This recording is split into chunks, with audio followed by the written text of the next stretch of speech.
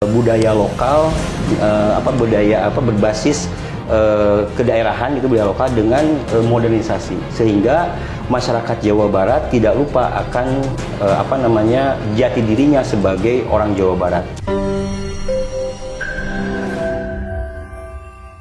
Ya, selamat datang kembali di Ruang Bicara bersama para kreator Ruang Bicara. Kita membahas lagi kali ini bicara soal Jawa Barat ya. Tempatnya Kang Emil, gubernurnya. Oke, hari ini hadir di tengah-tengah kita semua Ketum GPI, Gerakan Pemuda Islam Jawa Barat. Selamat datang di Ruang Bicara Kang siapa namanya? Kang Taufik Wahidin. Kang Taufik Wahidin. Kalau bahasa Sundanya selamat datang di Ruang Bicara itu apa bahasa Sundanya? Wilujeng Sumping di apa agak kuat sedikit. Wilujeng Sumping di Ruang Bicara. Ruang Bicara. Ini bahasa Sunda. Jadi kalau mohon maaf kalau orang Seram agak kaku dan nggak bisa. Itu wajar. Hebatnya Indonesia itu kaya dengan bahasa. Kira-kira seperti itu. Kang, kami punya catatan, beberapa catatan saya catat di sini terkait dengan proses pembangunan selama ini di Jawa Barat, berbagai macam hal. Hari ini sudah terima kasih lagi terima kasih sudah hadir di sini. Yaitu langsung saja kita masyarakat Jawa Barat dan Indonesia terutama kaum muda, teman-teman aktivis juga ingin sebenarnya kita mau kasih tahu ke mereka bahwa Jawa Barat masih banyak persoalan, walaupun hari ini dengan rame-ramenya Kang Emil memberikan berbagai harapan dan berbagai peluang untuk Jawa Barat itu buah hebat. Tapi tidak elok, tidak bagus, tidak sempurna kalau anak muda itu tidak memberikan kritik atau apresiasi atau masukan kepada gubernur. Oke. Saya baca aja karena ini catatan kami. Boleh. Ada yang pertama itu Kang, ada program ruang publik terbuka dan fasilitas umum yang dilakukan di kabupaten kota se-Jawa Barat. Sebagai ketua umum atau sebagai anak muda atau sebagai ketua umum Gerakan Pemuda Islam di Jawa Barat, bagaimana melihat dampaknya? Dan yang kedua adalah apa sebenarnya harapan kepada gubernur terkait dengan dampak dari pembangunan ini? Silakan. Kami dari GPI Jawa Barat meninjau beberapa program yang dilakukan oleh Gubernur Jawa Barat, terutama pembangunan ruang publik di kota kabupaten se-Jawa Barat yang dilakukan oleh Kang Emil dengan melakukan dengan program provinsi dan dengan dana provinsi. Ini memang cukup baik sekali untuk progres di berbagai kota kabupaten sewilayah Jawa Barat. Ya, ini memang modernisasi kawasan perkotaan. Kalau saya pernah datang ke Korea Selatan, itu ada di Goyang, Korea, itu memang bagaimana ruang publik terus juga fasilitas umum yang ada di sana diperbaiki sehingga memang menjadi daya tarik orang berkunjung ke Korea Selatan. Mungkin Kang Emil berpersepsi bahwa dengan membangun ruang publik tersebut itu dapat menarik minat orang berkunjung ke kota kabupaten di Jawa Barat. Ya, ini saya sangat apresiasi sekali terhadap pembangunan itu. Tapi ada beberapa catatan yang memang kami tinjau dalam tata kelola modernisasi pembangunan di ruang publik itu. Yang pertama adalah walaupun memang posisinya itu adalah harus dimodernisasi, artinya harus meninjau sisi modernitasan pembangunan gitu. Artinya itu sih boleh-boleh saja. Tetapi harus ada sentuhan-sentuhan budaya lokal yang memang ada di situ. Nah, ini kurangnya akulturasi antara pembangunan yang dilakukan oleh Kang Emil tadi ke depan mungkin bisa ditambah bagaimana mengangkat kearifan lokal Jawa Barat, sehingga mampu kita menyatukan, mengakulturasikan dalam pembangunan itu budaya lokal, berbasis kedaerahan gitu, budaya lokal dengan modernisasi, sehingga masyarakat Jawa Barat tidak lupa akan apa namanya jati dirinya sebagai orang Jawa Barat. Orang Sunda. Orang Sunda, ya orang Sunda. Nah ini yang memang kita Jadi, harus. Sundanya jangan sampai hilang. Ya, sampai hilang. Sentuhan itu yang memang harus kita apa namanya sampaikan. Seperti misalkan Jepang tidak menghilangkan bahasa kanjinya sebagai sebuah budaya dari Jepang, ataupun dengan apa namanya cara makan. Terus juga dalam seluruh apa namanya pembangunan itu akan ada sentuhan-sentuhan budaya lokal. Nah ini yang memang kurang begitu greget atau kurang begitu terlihat pada pembangunan di wilayah kota kabupaten, khususnya di wilayah perkotaan. Ini catatan yang pertama, dan mudah-mudahan saya saran untuk Kang Emil ke depan, saya ingin coba apa namanya masukan kepada Kang Emil untuk lebih kepada kearifan lokalnya diangkat dalam melakukan pembangunan. Satu itu. Oke Tum, sebelum lanjut, sebagai orang Jawa Barat, aslinya mana di Jawa Barat? Saya Sukabumi. Sukabumi. Ya, Sukabumi itu tempat yang luar biasa ya. Ya. Oke. Kemarin baru Kang Emil dari Sukabumi sama istrinya. Iya, sama istrinya. Oke. Lalu tadi kan bicara persoalan budaya, itu harapan harapan. Dan memang harus begitu. Yang jadi kita sebenarnya, kami di ruang bicara dan masyarakat di luar sana, dan terutama pemerintah, apa sih anak muda atau GPI atau teman-teman GPI melihat bahwa ini kan memang kalau budaya Jawa Barat jalan kok di era Gubernur Jawa Barat di bawah kepemimpinan Kang Emil gitu. Tapi apa yang hilang, minimal budaya apa sih yang dilihat yang hilang, nggak dijalankan? Iya. Apa kira-kira? Salah satunya mungkin di ruang publik itu simbol-simbol Kesundaan itu ditampilkan. Oke. Ya, simbol-simbol Kesundaan. Seperti saya sih melihat, mohon maaf ya ini saya agak ini, di Purwakarta misalkan Kang Deddy membangun simbol-simbol Sunda muncul di dalamnya, aura Sunda muncul di dalamnya dalam melakukan pembangunan tata kelola kotanya. Nah ini memang harus dikembangkan di kota-kota lain, sehingga kota kabupaten di Jawa Barat memiliki ciri khas tersendiri. Nah, ciri khas itu yang muncul, dari situ disebut dengan kearifan lokal yang muncul. Sehingga ini menjadi daya tarik bagi apa namanya masyarakat yang lain ataupun wisatawan mancanegara itu masuk. Seperti Bali misalkan, dia mengambil kearifan lokalnya ditampilkan misalkan. Nah, itu memang hal-hal begitu yang memang kurang diangkat dalam melakukan pembangunan di kota kabupaten. Tapi memang ada pengangkatan itu, tapi belum dominan. Nah ini bagaimana ada keseimbangan antara akulturasi pembangunan secara modern dengan berbasis terhadap kearifan lokal itu. Oke. Itu kan bicara soal simbol. Ya. Tapi bagaimana pendidikan soal budaya di Jawa Barat yang selama ini ketum GPI atau teman-teman GPI melihat?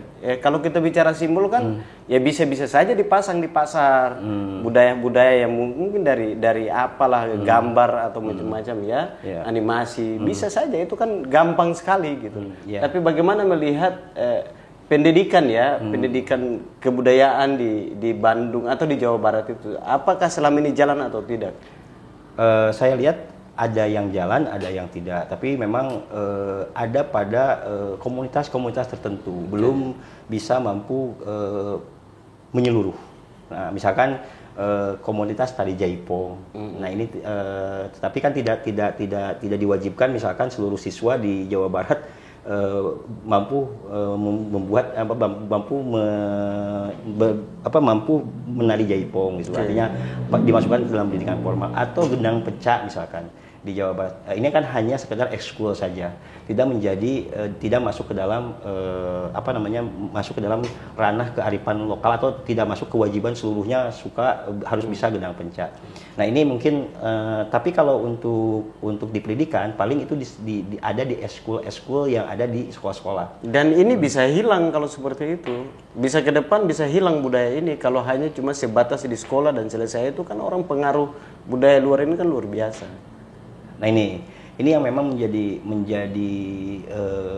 perhatian khusus kita atau kekhawatiran kita, kenapa pembangunan sumber daya manusia, baik pembangunan sumber daya manusia atau pembangunan yang lainnya, itu harus berbasis terhadap kearifan lokal itu.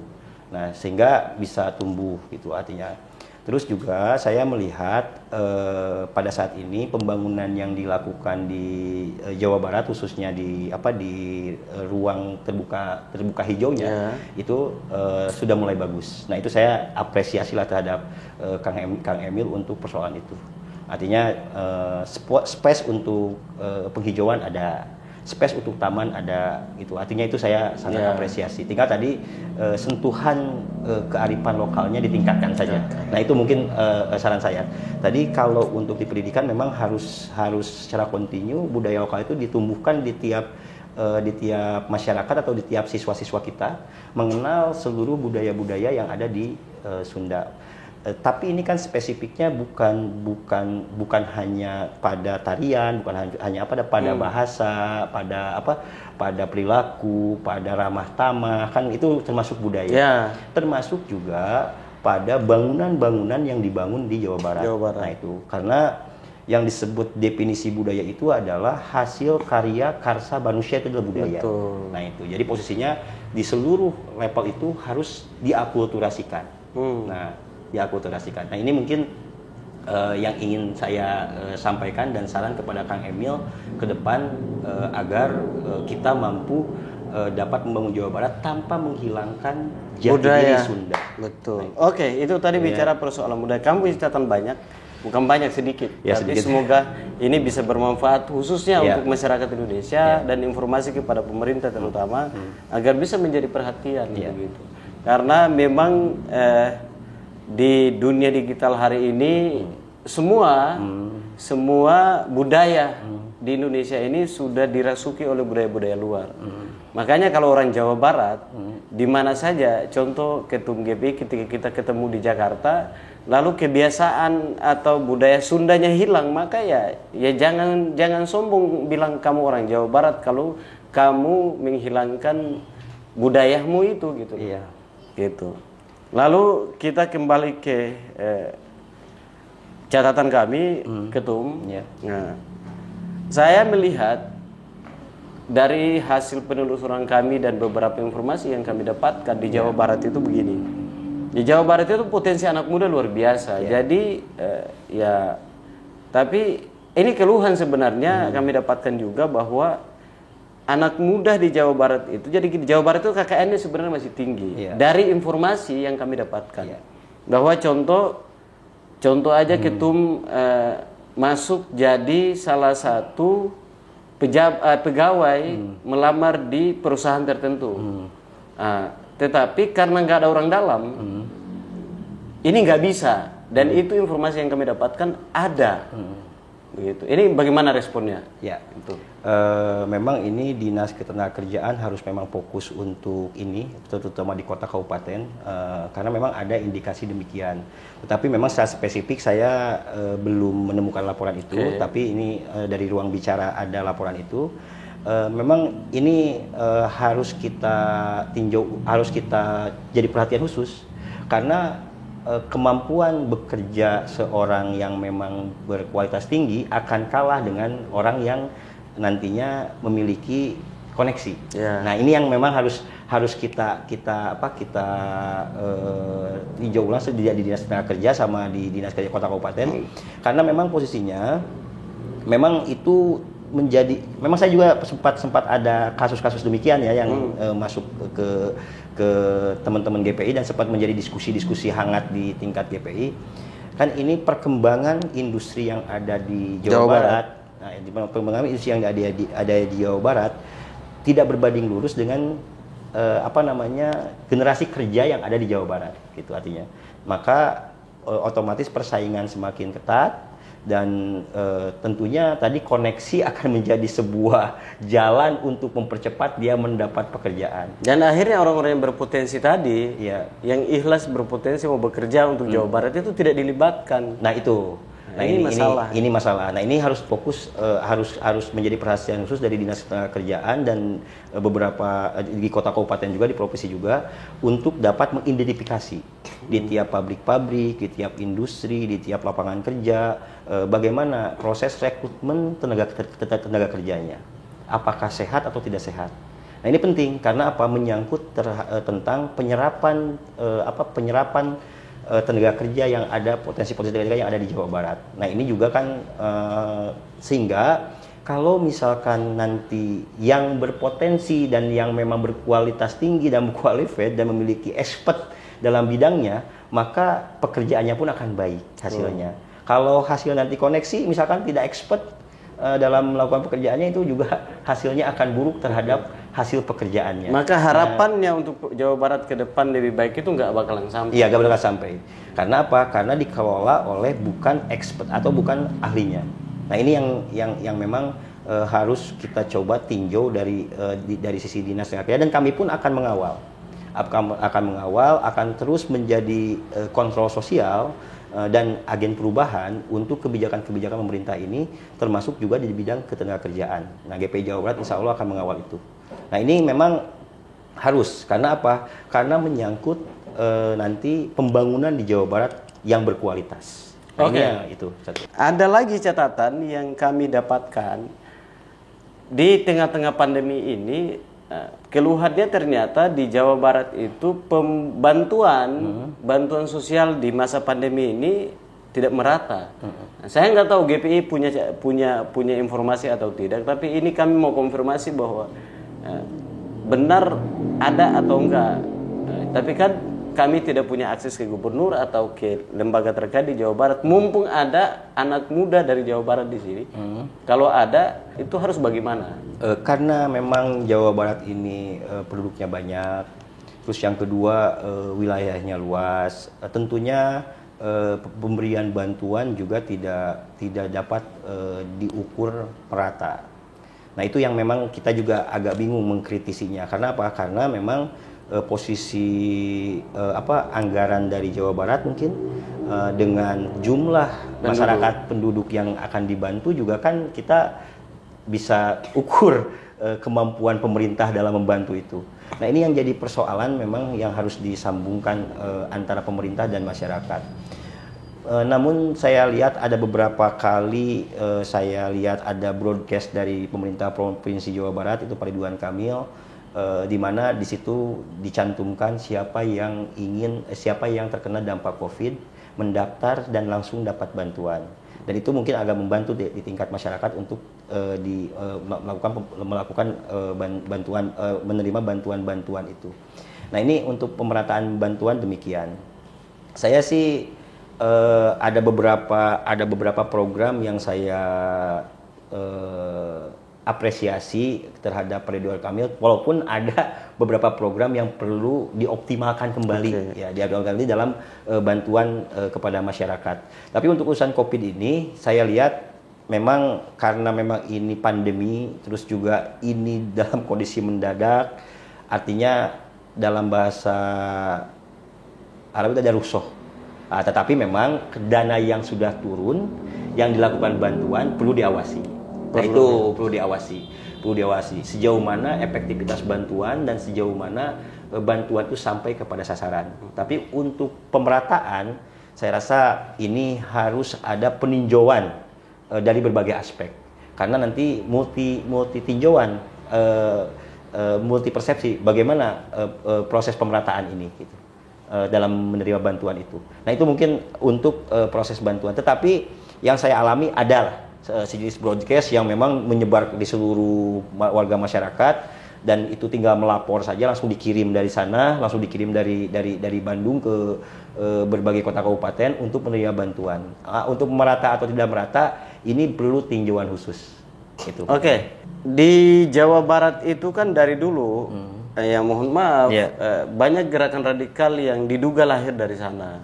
Dan itu sudah banyak yang ditangkap, dan itu hampir semua rata-rata ya 50% Jawa Barat dan sisanya di Indonesia. Nah, itu fakta yang terjadi. Di hari ini lagi rame itu ada gerakan yang itu tidak sejalan dengan negara Kesatuan Republik Indonesia. Adalah gerakan yang dibangun NII. Dan hari ini itu dari Jawa Barat, tepatnya di Garut. Bagaimana sebagai Ketua GPI Jawa Barat responnya terhadap itu? Ya, isu NII ini bukan isu baru, tapi isu sudah lama memang berkembang di Jawa Barat. karena dianggap bahwa pada saat kemerdekaan itu Jawa Barat sempat ditinggalkan oleh TNI. Terus juga sempat ditinggalkan, tidak ada pemimpin di Jawa Barat. Maka Bapak Kartosuwiryo mendeklarasikan negara Islam Indonesia. Nah, ini memang pada saat itu setelah agresi militer Belanda kedua, kembalilah NKRI dan sebagainya, ya, sehingga memang ada ideologi yang tertanam di Jawa Barat, itu ideologi negara Islam Indonesia. Nah, ini memang sudah ada akar sejarahnya kenapa ini bisa muncul. Nah, sebetulnya tadi politik Islam Jawa unik. Kalau di Jawa Tengah, di Jawa Timur ada Gus kan, ada Pak Yai, ada apa, itu patuh. Dan itu instruksinya dari satu pintu itu. Kalau di Jawa Barat multi itu, di Islamnya beda lagi. Multikultural, multi pemahaman, multi pemikiran, cara pandang agama. Jadi sepertinya Jawa Barat itu memang keislamannya itu unik. Nah, salah satunya ada di sini adalah NII. Nah, pandangan GPI terhadap GPI Jawa Barat terhadap diskusi-diskusi terhadap ini, selama masih dalam tataran idea, gagasan, itu tidak masalah. Karena orang tidak bisa menghukumi gagasan.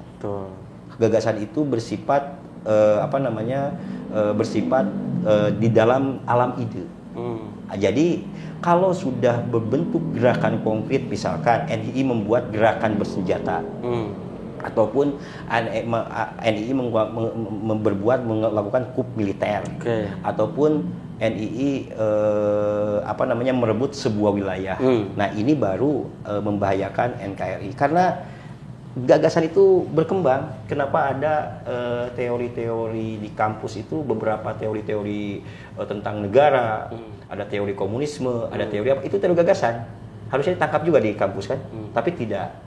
Nah, ini pemahaman ini yang memang kalau pada level gagasan itu saya rasa sah-sah saja. Tetapi sudah pada level gerakan real, itu pada level mengangkat senjata atau pada level membahayakan negara, itu perlu negara Tapi turun. kan gini tuh, ini kan sekarang boleh kita bicara seperti itu. Ke depan kan ini bisa berbahaya juga buat negara. Lalu contoh di Timur Tengah, yang dilatih ini jangan anak-anak muda yang saatnya dia bersekolah, dia berpendidikan luar biasa, tapi dia dilatih untuk bagaimana yang viral kita pernah nonton bersama juga, itu nanti membahayakan untuk ke depan. Lalu tanggung jawab kita sebagai pemuda, kan ini harus jangan sampai ini berkembang dan luar biasa. Tetapi hari ini tanggung jawab besar pemerintah, terutama di Jawa Barat, adalah ini juga jangan sampai muncul dan lahir urusan-urusan yang angkat senjata. Bagaimana pesannya kepada Gubernur Jawa Barat untuk melihat atau menangani persoalan-persoalan? Nah, ini persoalan ini memang perlu pendekatan secara sosiologis terhadap masyarakat yang harus direhabilitasi, ataupun perlu diberikan pemahaman, ataupun perlu diberikan penyadaran bahwa pemikiran seperti itu adalah pemikiran yang tidak harus dikembangkan, ataupun tidak harus dibentuk sebagai sebuah gerakan.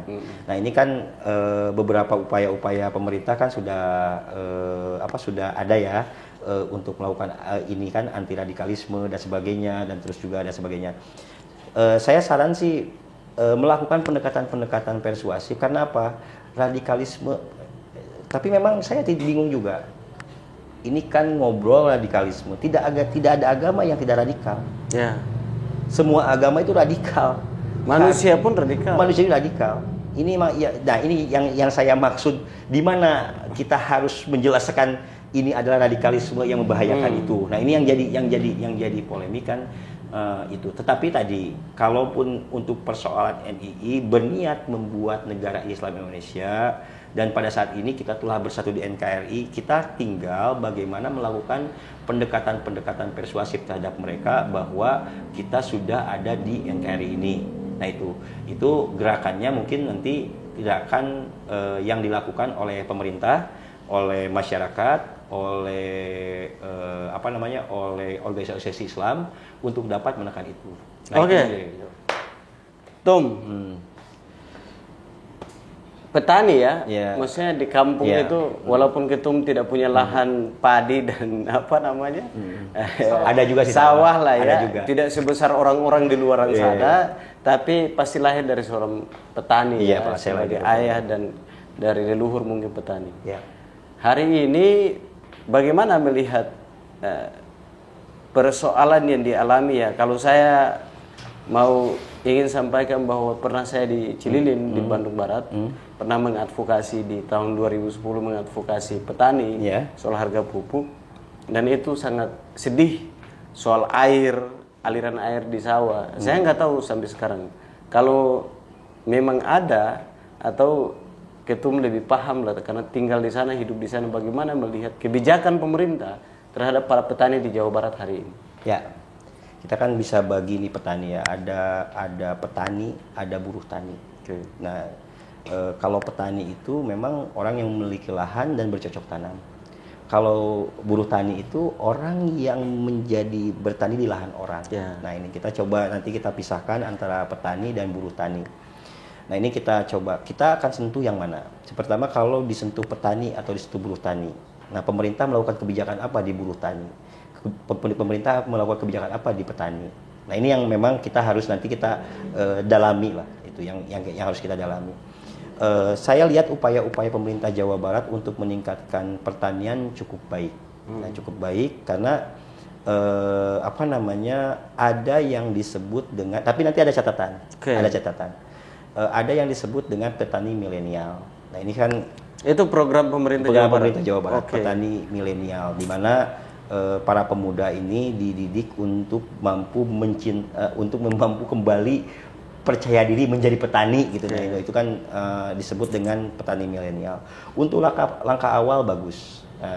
Dulu saya tahun 2004 itu ada beberapa program yang dilakukan oleh saya di Kepulauan Riau, Sumatera Barat, dengan Kementerian Pertanian, bagaimana mendongkrak ekspor tanaman hias tropis ke beberapa negara subtropis. Saya bikin kebun di Batam, di Bintan, di Padang Panjang, Bukit Tinggi. Itu 3 produk, namanya produk Rapis excelsa, itu tanaman hias tropis. Yang kedua Dracena, yang ketiga Polisias. Pada waktu itu kita membuat demplot 10 hektar di kota kabupaten itu. Terus juga saya pernah upaya membuat program PPK IPM di Sukabumi, di mana mengembangkan tanaman jenis Polisias atau Polisias fruticosa yang mampu dijual di Korea Selatan. Nah, ini sampai sekarang saya masih ada perusahaan walaupun agak kecil-kecil ekspornya. Nah, saya ingin bagaimana petani milenial tadi mampu beralih pemikirannya dari petani tradisional menjadi industri pertanian. Nah, bagaimana industri pertanian itu? Tadi ini ke Kang Emil ya, saya ingin menyampaikan, di mana dari hulu sampai hilir itu sudah terjadwal. Dari mulai perbenihan, dari mulai penanaman, penanganan panen, pasca panen, dan pemasaran itu sudah terjadwal. Sehingga manajemen produksi pertanian itu tertata rapi. Nah, itu disebut dengan industri pertanian. Jadi, petani ketika bercocok tanam itu sudah terjamin pasarnya. Dan sudah terhitung berapa yang akan diserap oleh pasar. Nah, ini. Nah, mindset ini yang harus dibangun di petani milenial ini, karena saya rasa petani milenial yang dibangun oleh Kang Emil ini kan memiliki umur di bawah 40 tahun, sehingga daya pikir untuk melakukan inovasi itu tinggi. Nah, maka ini yang harus itu. Yang kedua, yang harus dipikirkan itu selain industri pertanian yang harus dikembangkan, yang kedua adalah pengembangan kawasan. Kita harus fokus per kawasan. Mana kawasan yang dikembangkan untuk hortikultura, mana kawasan yang dikembangkan untuk produksi palawija, mana kawasan yang dikembangkan tanaman pangan, mana kawasan yang akan dikembangkan tanaman perkebunan. Nah, ini kawasan ini. Karena apa? Karena pengembangan kawasan, sentra kawasan ini yang akan menopang seluruh pengelola kawasan ini, yang akan menopang produksi. Nah, itu, dan itu akan tertata. Jadi nanti ketika kita memiliki kawasan-kawasan ini dalam jumlah besar, maka pasar ini akan datang dengan sendirinya karena ada barang yang banyak di situ. Oke, Kang. Cuma kan masalahnya ada program tadi apa? Program petani milenial. Petani milenial. Ya. Yang jadi masalah adalah si petani milenial ini kan belum tentu dia lahir dari orang yang petani asli begitu, atau mungkin dia rajin dulu dia pergi bertani. Bisa jadi anak ini adalah tinggal di kota. Lalu dia kuliah ambil pertanian, lalu karena ada program diikutkan. Nah, ada masalah atau benturan tidak antara si petani milenial dengan masyarakat Jawa Barat pada umumnya yang hidupnya itu dari pertanian? Nah, ada benturan tidak? Ya jangan sampai gara-gara petani milenial dengan dibangun kawasan khusus buat mereka, petani yang ada di Jawa Barat ini kehilangan lapangan kerjaan atau penghasilan. Ini bagaimana? Ya itu memang mungkin ini tahap awal ya, mungkin ini tahap awal program petani milenial. Artinya kan ini baru diluncurkan di tahun kemarin, di tahun 2020 ya kalau nggak salah. Baru diluncurkan tahun 2020, terus juga pada saat ini baru berjalan, baru mengadakan pelatihan dan sebagainya. Nah ini kita lihat evaluasi ke depan, bagaimana keterhubungan antara petani tradisional tadi dengan petani milenial.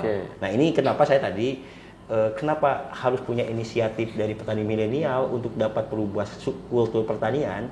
Karena apa? Karena mereka memiliki di bawah umur memiliki inovasi gitu. Nah, ini inovasi ini yang diterapkan nanti bersinergis dengan petani-petani tradisional atau buruh tani tradisional yang ada di Jawa Barat ini. Agar tidak menghilangkan petani tradisional atau yang masyarakat tani yang ada di Jawa Barat itu, agar tidak kehilangan pendapatan atau tidak kehilangan pekerjaan, apa sarannya kepada gubernur?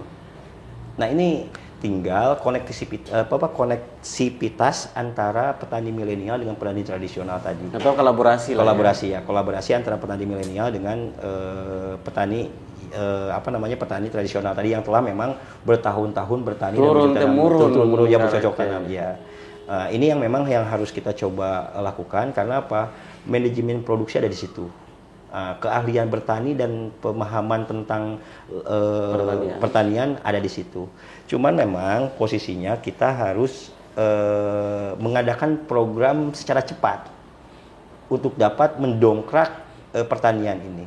Nah ini yang memang agak sulit ya, karena apa? Karena mungkin untuk petani milenial didorong gitu, bukan petani yang memang lahir dari sendirinya, iya gitu. Itu yang memang yang jadi persoalan. Dan tetapi ada sebagian juga yang lahir dari petani lah. Dan harus GPI kasih catatan dong. Iya. Bang Pak Gubernur Jawa Barat ya catatannya itu. Bagaimana berkolaborasi antara petani milenial dengan petani tradisional tadi, baik dengan buruh tani tradisional tadi yang sehari-harinya berkebun, bertani, bercocok tanam dan sebagainya.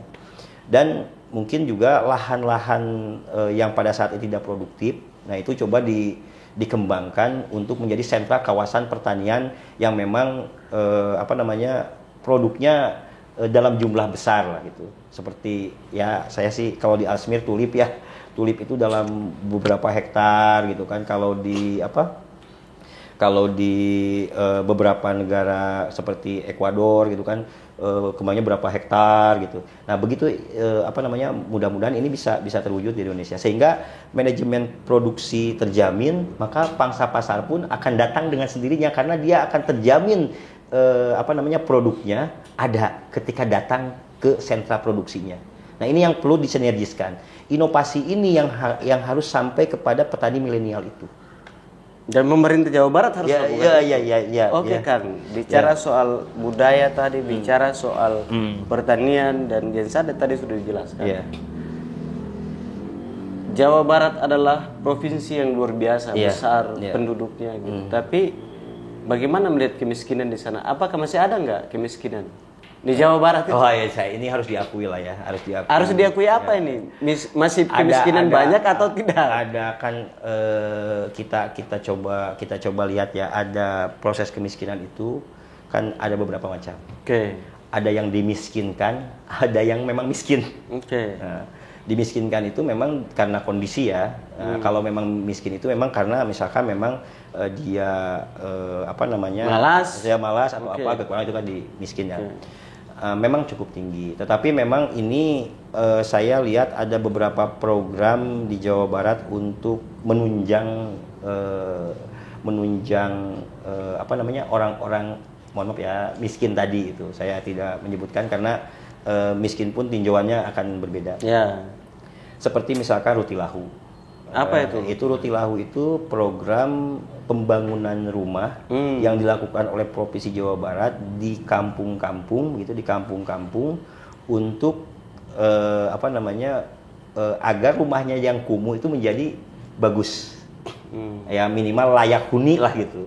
Nah ini kan misalkan per desa ada 60, ada 70 rumah, ada 30 rumah, ada apapun. Per desa itu dapat jatah Rutilahu. Jadi nanti ada data dari pendamping Rutilahu direkrut oleh pemerintah provinsi.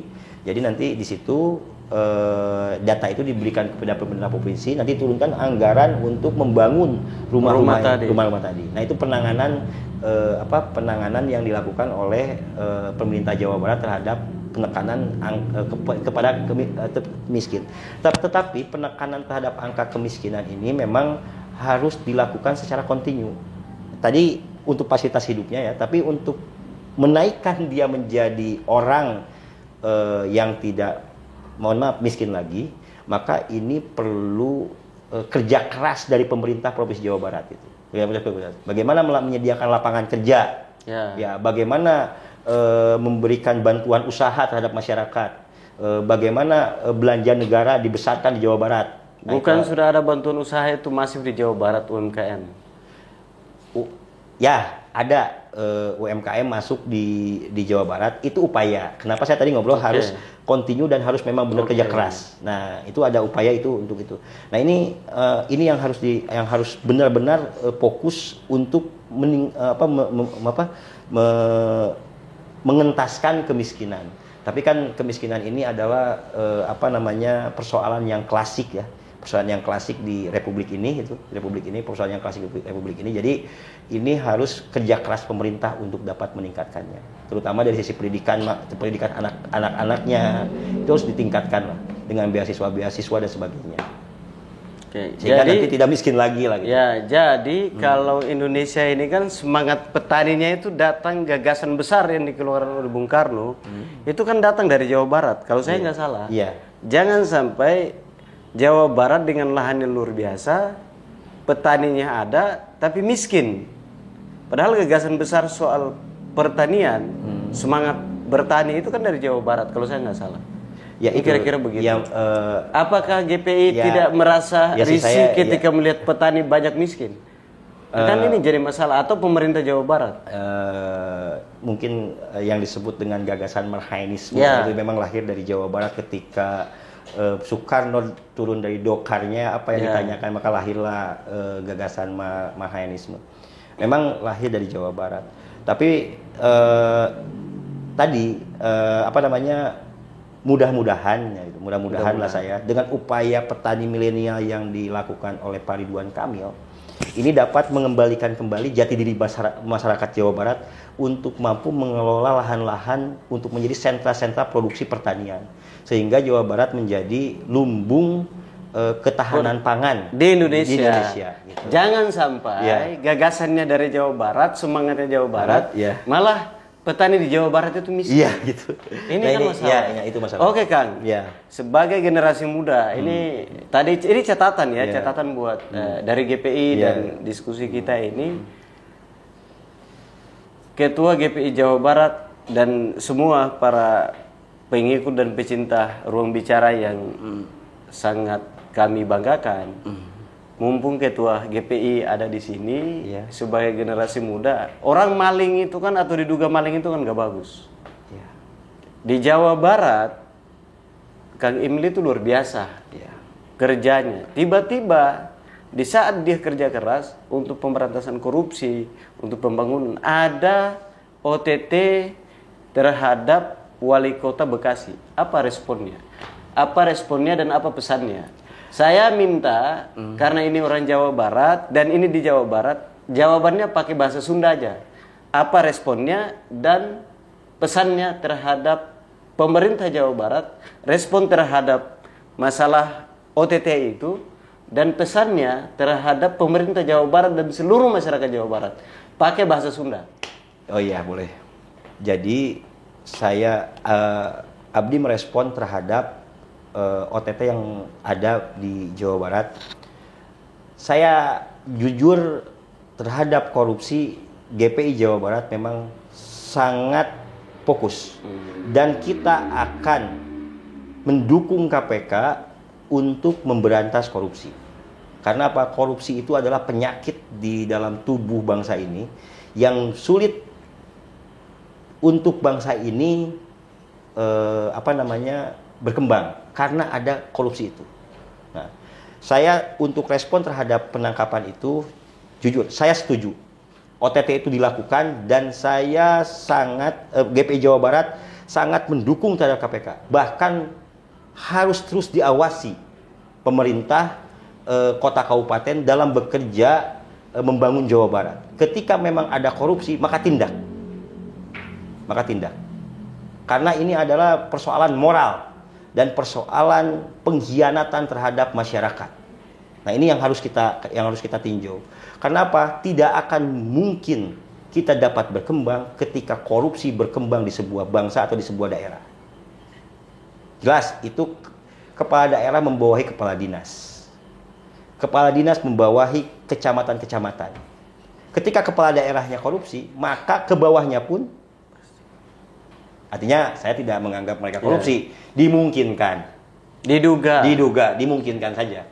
Karena mencontoh kan, tidak mungkin tidak mencontoh.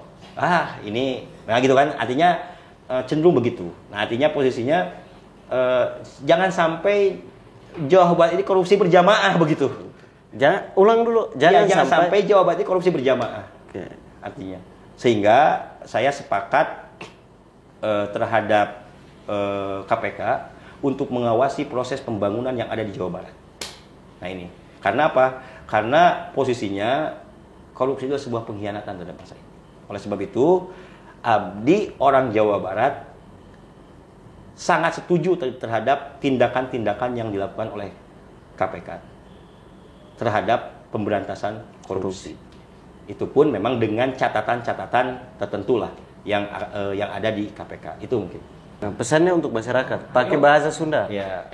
Untuk persoalan korupsi. Ya. Hayu masyarakat Jawa Barat, kita awasi pembangunan di Jawa Barat dan kita cegah korupsi yang ada di Jawa Barat. Oke, terakhir Pak Ketum. Tidak dikenal maka tidak disayang. Iya. Tadi belum kasih tahu di Ketua GPI siapa nama lengkapnya, ini kan perlu. Ya. Tapi sebelum kasih tahu siapa, tinggal di mana. Oke? Yang terpenting adalah sebagai generasi muda yang hari ini lahir dari Sukabumi, tidak eloklah ketika hanya bicara soal Jawa Barat. Masalah korupsi tadi. Ya. Tapi apa di forum atau di podcast ini, apa pesannya sebagai anak muda ya? Ini perannya bukan jadi ketua GPI Jawa Barat, tetapi sebagai anak muda dari Sukabumi. Ya. Apa pesannya kepada wabil khusus Bupati ya, Bupati Sukabumi, agar tidak ada terjadi korupsi seperti di Bekasi, di kota Bekasi, dan harapannya agar ke depan pembangunan di Sukabumi sebagai pilot project di Jawa Barat, percontohan lah ya untuk Jawa Barat. Ya, silakan. Mari pemerintah kota Kabupaten Sukabumi kita wujudkan clear government, pemerintahan yang bersih, bersih hati, bersih pemikiran, dan bersih dari korupsi. Nah itu mungkin pesan saya terhadap pemerintah kota dan Kabupaten Sukabumi. Dan mudah-mudahan dengan pesan ini kita bersama-sama bisa membangun kota Kabupaten Sukabumi dan Jawa Barat secara menyeluruh dengan bersih Dan mudah-mudahan dengan kebersihan, dengan clear government tadi, itu Jawa Barat maju, Sukabumi maju, kota Kabupaten Sukabumi maju. Karena upaya kita untuk mewujudkan masyarakat Jawa Barat sejahtera, adil dan makmur itu dapat terwujud gitu, dengan pemerintahan yang bersih tadi. Ya mudah-mudahan ini bisa didengar atau dilihat atau disampaikan kepada publik dan khususnya kepada pemerintah Kota Kabupaten Sukabumi. Oke, terima kasih Sama-sama. atas penjelasan, harapan dan catatan-catatan kepada wabil khusus Gubernur Jawa Barat dan tadi sedikit catatan terhadap Kabupaten dan Kota Sukabumi, para pemimpinnya, karena kalau lahir dari Sukabumi, jangan sampai ada di Bandung meninggalkan Sukabumi. Orang berikan pesan dan kritik adalah orang yang mencintai bangsanya atau negerinya. Itu sebagai catatan dari ruang bicara. Jadi kalau siapapun yang hadir di ruang bicara mengkritik, memberikan masukan, itu adalah orang-orang yang mencintai bangsanya atau mencintai negerinya. Sama seperti kita pacaran. Kalau seperempuan itu tidak pernah marah sama pacarnya, maka dia tidak cinta sama pacarnya. Kalau seorang laki-laki tidak marah sama pacarnya, Kang, itu berarti si laki-laki itu hanya cuma bermain-main dengan perempuan itu. Baik orang yang sudah menikah, ketika istri tidak marah dan tidak kasih masukan kepada suaminya, maka dia tidak peduli terhadap si suaminya maupun sebaliknya. Jadi terima kasih sudah datang lagi di Ruang Bicara. Semoga ini bukan akhir dari pertemuan kita. Jawa Barat adalah Indonesia. Jawa Barat milik kita semua. Semoga harapan dan catatan tadi sebagai catatan buat pemerintah Provinsi Jawa Barat dan kabupaten kota di Jawa Barat. Dan ini menjadi langkah dan komitmen Gerakan Pemuda Islam untuk bagaimana bersama-sama masyarakat Jawa Barat, terutama pemerintah Jawa Barat dan terutama wabil khusus kepada pemuda Jawa Barat untuk sama-sama bergandeng tangan untuk mengawal proses pembangunan Jawa Barat ke depan lebih baik. Sekian, Ketum, terima kasih. Sama-sama. Saya juga terima kasih. Wassalamualaikum warahmatullahi taala wabarakatuh. Sampai ketemu lagi di Ruang Bicara Podcast.